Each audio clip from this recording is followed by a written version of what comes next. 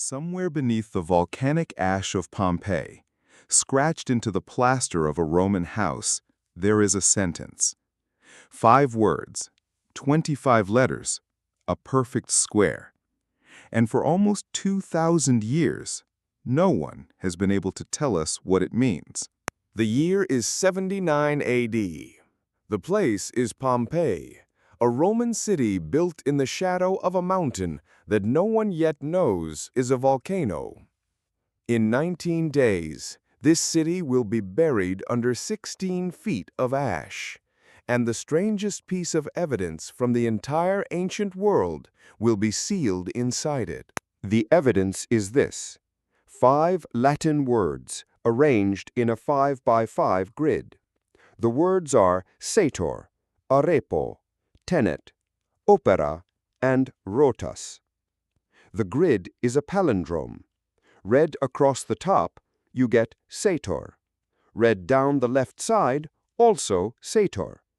Read it from the bottom right corner, reversed, still Sator. In any direction you look at it, the same 5 words appear.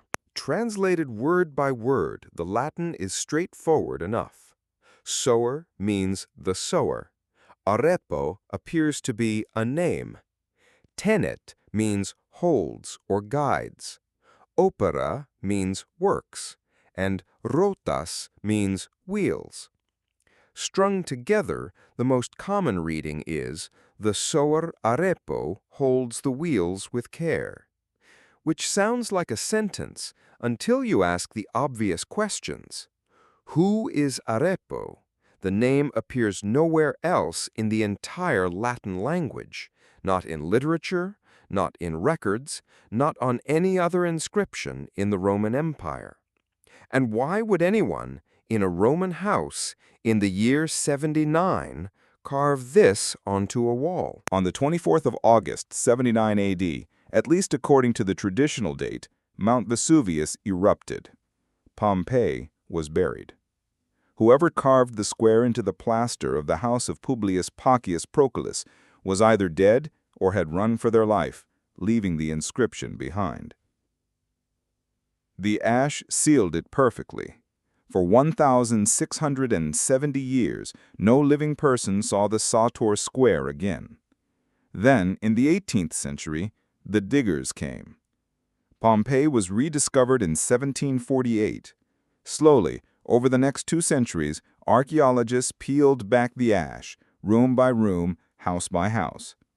The first Sator Square at Pompeii was identified in 1925 on a column in the Palestra, the city's gymnasium. A second one was found later in a private house. Both were dated with certainty to before the eruption, before August of 79 AD, which meant something deeply strange, because by 1925, scholars already had a theory about who carved these squares. They had been finding them, copies of the very same palindrome, in churches and monasteries across medieval Europe for centuries. Their theory was that the Sator Square was an early Christian secret. But the Pompeii squares were carved before any Christian could plausibly have been in Pompeii.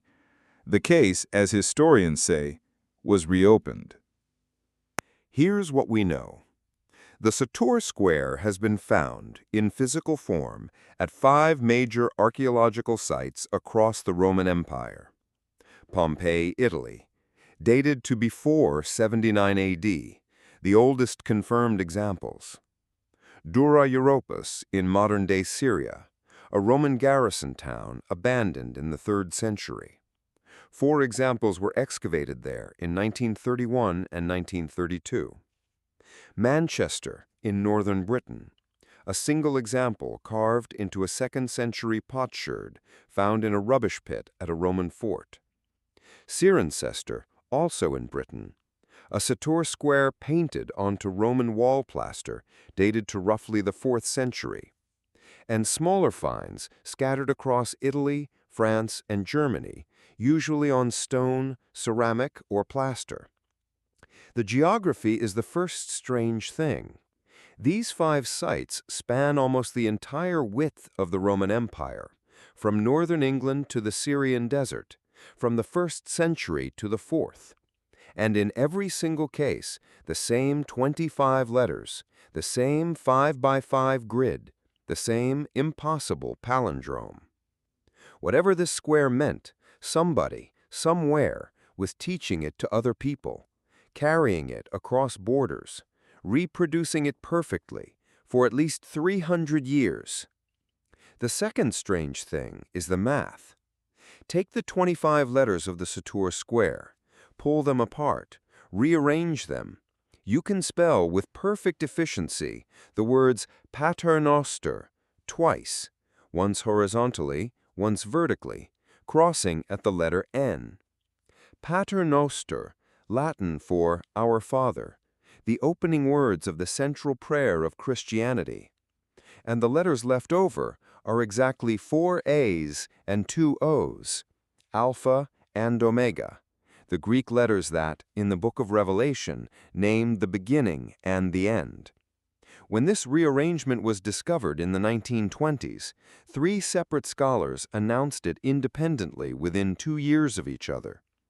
The mathematical odds of this being a coincidence were calculated as essentially 0. The case looked solved. The Sator Square was a hidden Christian symbol. Until Pompeii. Theory 1. The Christian cryptogram.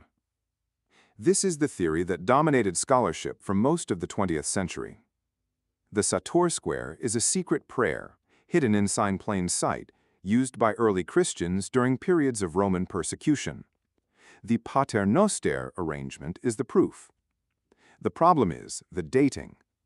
Most scholars agree there is no good evidence for an organized Christian community in Pompeii before 79 AD. Christianity, in the year 79, was a tiny Eastern Mediterranean movement, only about 45 years old. Its symbols, the cross and Alpha and Omega, did not become standard Christian shorthand until the 2nd or 3rd century. If the Sator Square in Pompeii is Christian, it is the earliest Christian artifact in the entire Western world by a margin of at least a century. Most historians now consider that unlikely. Theory 2. A pagan word puzzle. In this reading, the Sator Square was simply a clever Roman word game, a palindrome flex. The same impulse that made Romans carve Roma Amor puzzles into walls. A piece of literate Latin showing off. Romans were also genuinely superstitious. Word squares like this one were sometimes used as amulets, protective charms, written on small tablets and worn or hidden in homes to ward off illness, fire, or misfortune. The word Sator was sometimes applied to Jupiter, king of the Roman gods, the sower of all things. In that reading, the square may have been a piece of pagan piety, a small private prayer to the Heavenly Father of Rome.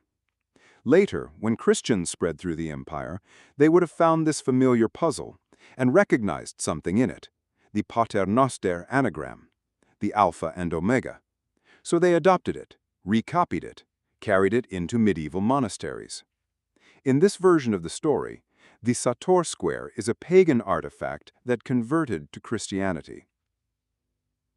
Theory 3. A Jewish origin. A smaller group of scholars has argued the square is Jewish in origin. Pompeii had a small Jewish community. Some have read the Sator Square as a numerological or symbolic reference to the Jewish God.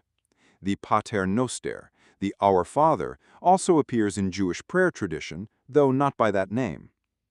The argument is mathematically interesting, but the linguistic evidence is thin, and no scholar has produced a Jewish text that would have plausibly inspired a Latin word square in a Roman house.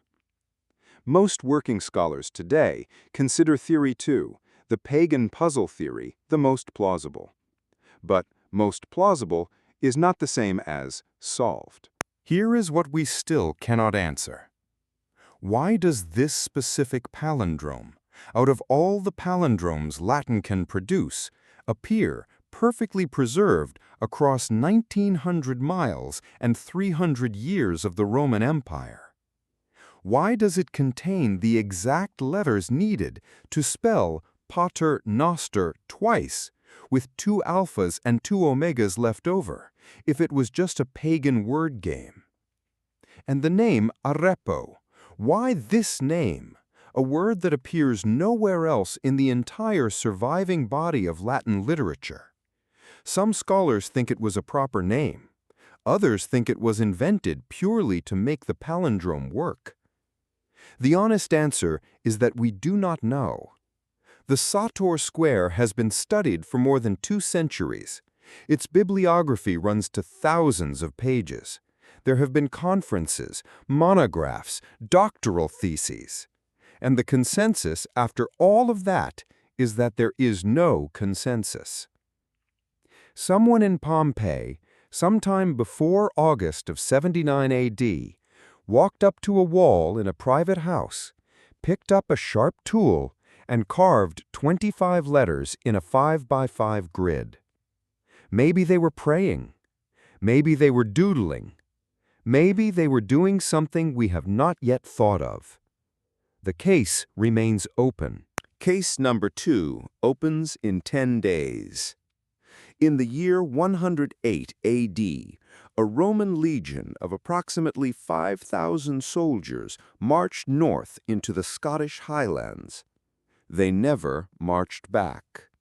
No bodies, no graves, no surrender, no record of where they went. 5,000 men vanished from the most efficient record-keeping empire in history. If you want to follow the investigation, subscribe. I'm closing this file.